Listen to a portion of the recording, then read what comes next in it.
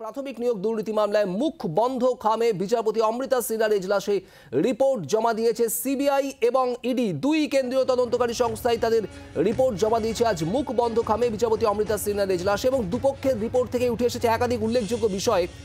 জানবো বিস্তারিত। বিক্রম দাস আমাদের প্রতিনিধি রয়েছেন আমাদের সঙ্গে সরাসরি। বিক্রম, মুখ বন্ধ খামে রিপোর্ট পেশ সিবিআই এবং ইডির, কি উঠে আসছে এই রিপোর্ট থেকে?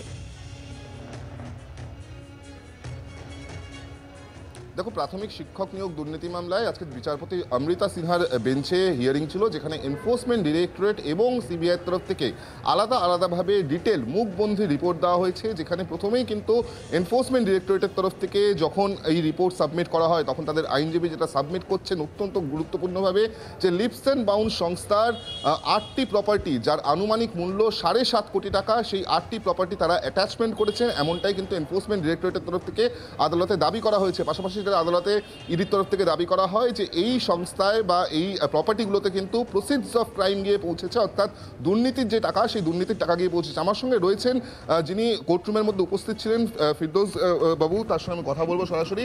আজকে আপনার কাছে প্রথমেই আমার যেটা জিজ্ঞাস্য, যে আদালতে ঠিক কী কী সাবমিশন হলো, এনফোর্সমেন্ট ডিরেক্টরেটের তরফ থেকে কী বলা হলো, সিবিআইয়ের তরফ থেকে কী বলা হলো, পাশাপাশি বিচারপতিও কী বললেন?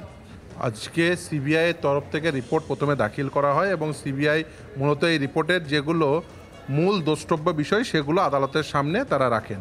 মূলত তারা যেগুলো বলেন সেটা হচ্ছে টেট 2014-তে যে সংস্থা ওএমআর শিট মূল্যায়নের জন্য দায়িত্বপ্রাপ্ত ছিল, সেই সংস্থাটি আদতে একটা চার্টার্ড অ্যাকাউন্টেন্ট ফার্ম, এবং উইদাউট এনি টেন্ডার সেই সংস্থাকে দায়িত্ব দেওয়া হয়েছিল।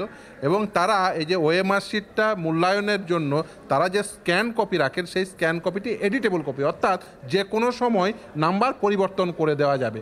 এবং এই যে ওএমআর শিটের যে ফিজিক্যাল কপি রাখা হয়েছিল কোনা এক্সপ্রেসওয়ের কাছে এবং কোনা এক্সপ্রেসওয়ের ওপরে, এবং একজন ব্যক্তি সে অথরাইজ ছিল না, যে যখন আরটিআই করতো সে গিয়ে সেখান থেকে নিয়ে কপি নিয়ে আসতো। 8,000 আরটিআই, একদম 8,000 আরটিআইয়ের যখন অ্যাপ্লিকেশন পড়ে সে যেত, সে ব্যক্তি অথরাইজ নয়, সে বোর্ডের দ্বারা অথরাইজ নয়, সে গিয়ে সেখান থেকে গিয়ে কপিটা নিয়ে আসতো, নিয়ে এসে দেওয়া হতো, সাপ্লাই করা হতো।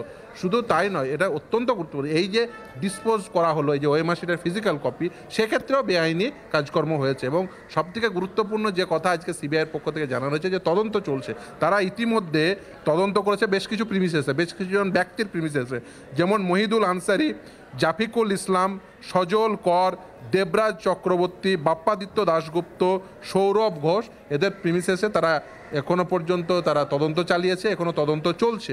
এবং যে মিউনিসিপ্যালিটি স্ক্যামের ক্ষেত্রে বলা হয়েছে যে 121টি মিউনিসিপ্যালিটির ক্ষেত্রে আসবো, তার পাশাপাশি এনফোর্সমেন্ট ডিরেক্টরেট তারাও কিন্তু আজকে পৃথকভাবে একটি রিপোর্ট জমা দিয়েছে, এবং তাদের আইনজীবী আজকে অত্যন্ত তাৎপর্যপূর্ণ কিছু আজকে সাবমিশন করেছে। ঠিক কী হলো সেই সাবমিশন? তারা বলেছে যে প্রসিড অফ ক্রাইম সেটা 7.5 কোটি টাকা, 8টা প্রপার্টি তারা অ্যাটাচ করেছে। আগামীকাল সেই জন্য মহামান্য বিচারপতি, কারণ রিপোর্টটি তো পুরোটি প্লেস করা হয়নি, মহামান্য বিচারপতি প্রপার্টি অ্যাটাচ করা হয়েছে সেটা রিপোর্টে আছে, আমি এই নিয়ে ফার্দার বলবো। তার কারণ কোন প্রপার্টি সেই ডিটেলস আদালতে তারা জানায়নি, ফলে এই নিয়ে আমি কোনো বক্তব্য রাখা উচিত নয়, রাখবো না। কিন্তু যেটা অত্যন্ত গুরুত্বপূর্ণ সেটা হলো আজকে ইডির রিপোর্ট দাখিলের পরে আগামীকাল মহামান্য বিচারপতি ইডির ডিরেক্টর এবং জয়েন্ট ডিরেক্টর পদমর্যাদার বা জয়েন্ট ডিরেক্টর পদমর্যাদার যে কাউকে আদালতে ভার্চুয়াল মোডে উপস্থিত থাকতে বলেছেন, এবং যে কণ্ঠস্বর নমুনা করার জন্য দায়িত্বপ্রাপ্ত চিকিৎসককে তাকেও ভার্চুয়ালি উপস্থিত থাকতে বলেছেন। সুজয় কৃষ্ণ ভদ্র ঠিক বিচারপতি কি বললেন? আগামীকাল চিকিৎসক তিনি মানে ভার্চুয়াল মোডে উপস্থিত থাকবেন, তারপরে নিশ্চিতভাবেই পরবর্তী কি পদক্ষেপ হয় সেটা জানতে পারবো। এছাড়াও মানে যে নির্দেশ মিউনিসিপ্যালিটি স্ক্যামের ক্ষেত্রে মহামান্য বিচারপতি মানে সামনে যে সিবিআই যে রিপোর্ট দাখিল করেছেন, সেখানে বলেছেন 121টি মিউনিসিপ্যালিটির মধ্যে 17টি মিউনিসিপ্যালিটি এই অয়নশীলের কোম্পানি, তারা ওএমআর শিট সাপ্লাই করত, তারাই মূল্যায়ন করত এবং যা ইচ্ছা তাই করেছে। ফলে বুঝতেই পারা যাচ্ছে যে টেট 2014-তে পূর্ব পরিকল্পিত একটি দুর্নীতি করার জন্যই তারা এইভাবে সমস্ত বিষয়টি সাজিয়েছে, এবং ওভারঅল একজন ব্যক্তি এই পুরোটি কন্ডাক্ট করেছে। আমরা বুঝতেই পারছি সেই একজন ব্যক্তিকে। আমরা নিশ্চিতভাবেই চাইব সিবিআই এবং ইডি উভয়ে যৌথতার সঙ্গে সেই ব্যক্তিকে দ্রুততার সঙ্গে এই তদন্তের এই জোড়া রিপোর্টের ফলে আগামীকালও হিয়ারিং হবে। একদম আগামীকাল 3:30 সময় পরবর্তী শুনানি। একেবারে অনেক ধন্যবাদ ফিরদৌস বাবু আপনাকে। আমরা কথা বলছিলাম ফিরদৌস বাবুর সঙ্গে, যিনি এই মামলাতেই তিনি একজন পার্টি, এবং তার সঙ্গে সঙ্গে যেটা জানিয়ে রাখবো, আজকের এনফোর্সমেন্ট ডিরেক্টরেটের আইনজীবী তিনি কিন্তু সরাসরি আদালতে যে সাবমিশন করেছেন, তারা যেটা বলছেন যে লিপস এন্ড বাউন্ড সংস্থার 8টি প্রপার্টি, যার আনুমানিক মূল্য বাজার মূল্য 7.5 কোটি টাকা, সেই 8টি প্রপার্টি তারা বাজেয়াপ্ত করেছেন। তার কারণ তারা মনে করছেন যে এই প্রপার্টিগুলোতে প্রসিডস অফ ক্রাইম গিয়ে পৌঁছেছে, দুর্নীতির টাকা গিয়ে পৌঁছেছে, সেই কারণেই এই প্রপার্টিগুলোকে অ্যাটাচ করা হয়েছে। এমনটাই কিন্তু আজকে আদালতে এনফোর্সমেন্ট ডিরেক্টরেটের আইনজীবী দাবি করেছেন। বাংলার আওয়াজ, বাঙালির আবেগ, জি 24 ঘন্টা।